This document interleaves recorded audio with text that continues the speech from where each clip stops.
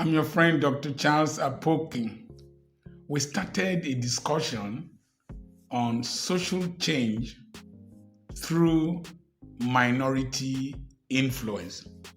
People will always think that change will just come spontaneously or will come through the majority. In societies like ours and in Africa, even globally, you will find out that if the majority is benefiting from a system, they don't condemn it. They don't want it to change. They want it to continue. But how does the minority eventually change the opinion of the majority? Now, number one is to draw attention. I'm still working on the principles of Serge Moscovici. Draw attention. I gave the example of calling Kaepernick, who bent a knee during the national anthem in America before his games, and that attracted attention, attracted the wrath of somebody like Donald Trump. But eventually, it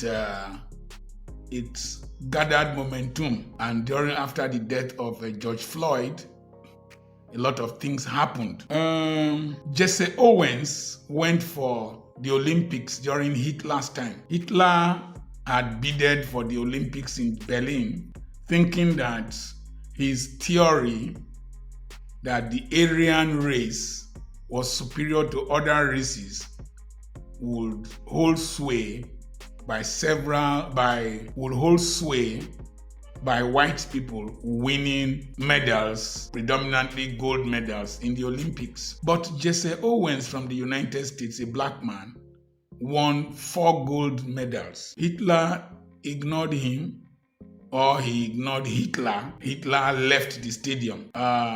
Jesse Owens said that Hitler left the stadium. But he said, I wasn't running against Hitler. I was running against the world. He needed to make a mark that the black man was not inferior in ability. And that incidence of winning 4 gold medals, even though the president of America did not recognize him, did not acknowledge him, despite winning 4 gold medals. After many years, Barack Obama eventually called them or their relatives to the White House to acknowledge their contribution. But Jesse Owens made a mark, drew attention. Next thing is, I want to say this.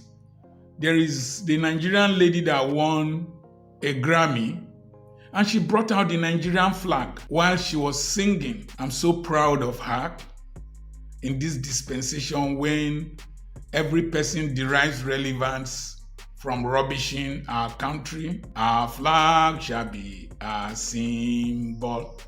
She brought out the flag. So you draw attention. The next thing is cognitive conflict and flexibility. The majority holds an opinion, and then the minority will do something that will lead to conflict in their mind. I can't remember the word, whether cognitive resonance, I can't remember it. But there is conflict between what you used to think about and the new information, the new reality you are facing. There was the case of a picture that was taken by Nick Ut. Nick is N-I-C-K, Ut is U-T, during the Vietnam War. On June 8, 1972, I was 13 years old then, when one young girl was photographed. Her name is Kim T. I can't pronounce the middle name, K-I-M. She was photographed after America dropped bombs in her city, I think Saigon, and her dress got burnt, her skin peeled off, she was naked, and this photographer named Nick Ut, I was just 4 years older than that girl then. I was 13, she was 9 years. In 1972, June 8, she was photographed naked. She's called the famous Napalm girl. That picture shook the conscience of America. Even though people like Jimmy Cliff sang Vietnam. Yesterday I got a letter from my friend fighting in Vietnam. Even though those songs were there, but this picture by Nuke Ut of Kim, 9 years old, burnt by American bombs, sent shock waves through America. There might be something you are doing that you will not know how far it will go towards causing a change in your country, causing a change in your economy, causing a change globally. The incidents in Ughelli that was captured on video between SARS operatives and some boys in Ughelli prompted the EndSARS product. I live in Ughelli.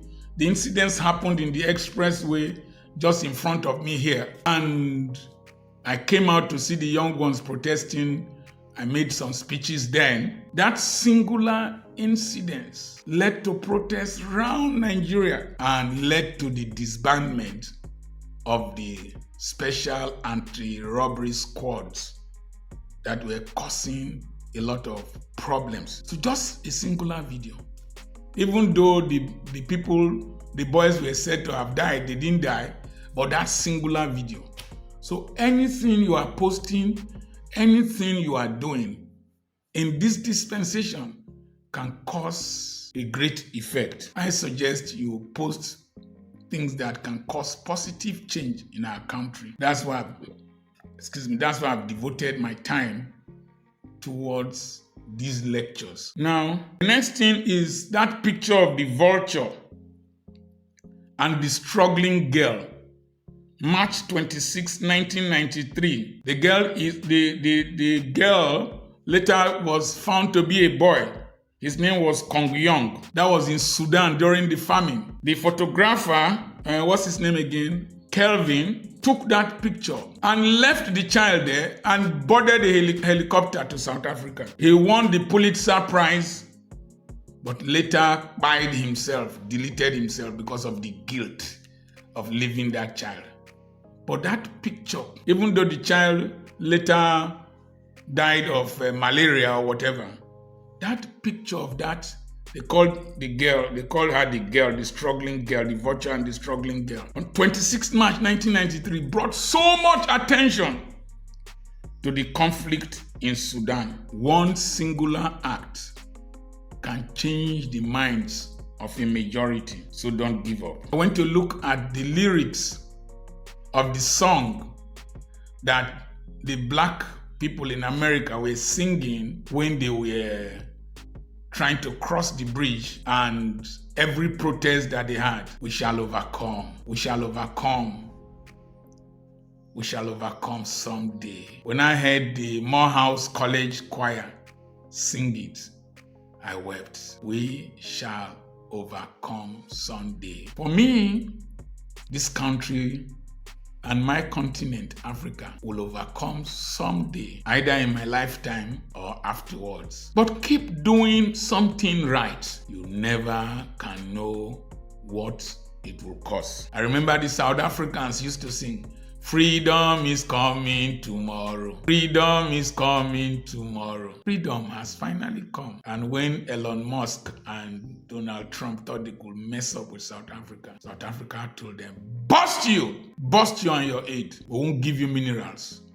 We won't give you precious stones. Bust you. We will get there. We will get there. Just keep doing one good thing. It will prick the conscience of the majority and they will change their minds. One of the things that Moscovici said was consistency. When raindrops keep falling on concrete, a time comes it digs a hole as soft as raindrops. William Wilberforce was consistently advocating for the end of slave trade and slavery. Took him 2 decades, 20 years for the bill to be passed. It was passed 3 days before he died. Imagine for 20 years. Our legislators will cross carpet, they will talk of buying new cars for them and all those kind of rubbish things consistently for 2 years. At one time, the prime minister was his schoolmate or friend. Consistently. That time, even the Church of England had slaves. There is a video I was watching too. watching recently that how do good people become bad people, the Lucifer effect. I will do a video on that with time. So you must consistently insist on the right thing in your community, the right thing being done. You see, when we started school, running our school, they said if we don't allow exam malpractice, that we won't do well. We insisted on doing the right thing. When people are struggling for admission, we send away students. Parents struggle to bring their children to our school. Just go and ask them. Ask the schools in Ugili. They will tell you Dr. Apoki's school is only that they are very wicked. These are wicked. I'm just strict. I'm just principled. What I do to myself and my children, I will do to your children so that they can become as good as I am and as good as my children are. And so parents struggle to bring their children. A lot of those who were cheating in exams, when we compete with them, we beat them. You can say any kind of nonsense about me, but I insist on what is right. Because if I light my candle and I light it on my students, I light it round, you light another person's own, darkness will be dispelled. Then the next thing is the augmentation principle. People will be watching you as you do things, as you insist on change taking place. They watch the personal sacrifices that you make. When they watch the personal sacrifices that you make, they come to respect you, they come to value what you are talking about, and then they have a guilty conscience, and they start turning in your direction. Personal sacrifice of Nelson Mandela, of his freedom. He decided to stay in Robben Island, left his children and his wife. He was there. I don't know whether it was 26 years again. Instead of Nelson Mandela being the prisoner, those who put him in prison became the prisoners. During COVID, Black Lives Matter people came out. They took the risk of coming out, of being arrested. They marched. When people saw their sacrifice, freedom is expensive. Liberty is expensive. It comes from the sacrifices of the few who demand for a change in society. Recently, Dele Farotimi was whisked from Lagos to Ado-Ekiti, handcuffed. And I told them that the handcuff of Dele Farotimi is the wedding ring between Dele Farotimi and good people of Nigeria. Dele Farotimi was eventually, is he discharged now? Baba, listen to one of the counsels I gave. I don't know if you listened to me personally, but I gave a counsel that Yoruba elders should intervene and withdraw the case. Because Dele Farotimi has offered himself as a living sacrifice. He was ready to bear any pain. And he said that no person should appeal for him. And the most difficult person to fight is the person that you are hitting and he's not crying and he's not hitting you back. Dele Farotimi, with his subtle way of talking, the way he even walks, you that put him there, you will feel sorry for him. Dele Farotimi, the sacrifices he made the world to celebrate him and see his point and turned their thinking in his direction. Finally, it is the snowball effect. On December 18, 2010, Mohamed Bouazizi is B-U-A-Z-I-Z-I, self-immolated himself. I don't want to use the other word. Self-immolated himself in protest against corruption and oppression in a town called Sidi Bouzid, Bouzid, in Tunisia. A lady went there and threw away his vegetables he was selling. And this young man got angry. And protest started in Tunisia. The president of Tunisia fled to Saudi Arabia. From there, it went to Libya. The one of Libya was on. I could see Gaddafi and Gaddafi's sons posing. And in Benghazi, there was one chemical engineer.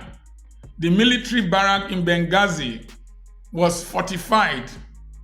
And this engineer carried gas cylinders in his vehicle and rammed it against the gate of the military barracks, and the thing exploded and people rushed into the barracks. From Libya, the protests went to Egypt, and what's the name of this president now? Suddenly forgotten it. After Anwar Sadat, he came, see, Hussein, I've forgotten it. Look at me. He was removed from office. From there, it went to Syria. Syria stayed after 10 years. Bashar al-Assad eventually fled. The Arab Spring went to Yemen, went to Bahrain. The one in Bahrain was suppressed. The one in Yemen eventually threw the former leader away. And today, we're still battling the effect of one singular act of throwing away the vegetable of one man in a Tunisian city. I didn't have time to check the revolution in Romania. I didn't have time. However, Martin Luther King Jr. said, faith is taking the first step even when you can't see the end of the staircase. Martin Luther King Jr. We shall overcome corruption in this country. We shall overcome this decay. We shall overcome this impunity. We shall be a great nation again. We shall overcome this elite capture. We shall overcome this oppression. We shall overcome this internal colonization. We shall overcome this shame that a minority are bringing to Africa. We'll get it right in Nigeria. We'll get it right in Africa. We shall overcome. Freedom is coming tomorrow. Just do the right thing, no matter how small. Capture the right thing. Post the right post. Give the right lecture. Do the right thing in your business place. And we'll light our little candles.